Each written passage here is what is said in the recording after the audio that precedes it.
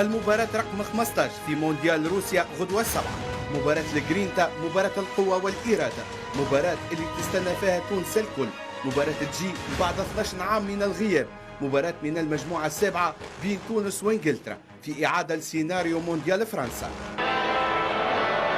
مباراة الافتتاح للنسور ضد إنجلترا في المجموعة السابعة نهار 30/15 جوان 98.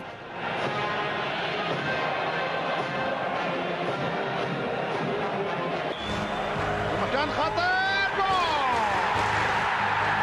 جول ألان شيرر تصل إلى وبيسدد جول سكول ينهى الجول. منتخب إنجلترا المصنف 12 عالميا يشارك للمرة 15 في المونديال، ربح 26 مباراة من جملة 62، سجل 79 هدف، فاز بنسخة المونديال الثامنة وخرج من الدور الأول في مونديال البرازيل 2014. منتخبنا التونسي المصنف 21 عالميا لعب 12 مباراة في المونديال، فاز كان مرة واحدة، سجل 8 أهداف ويسعى من خلال مباراة غدوة لتحطيم كل أرقامه التاريخية.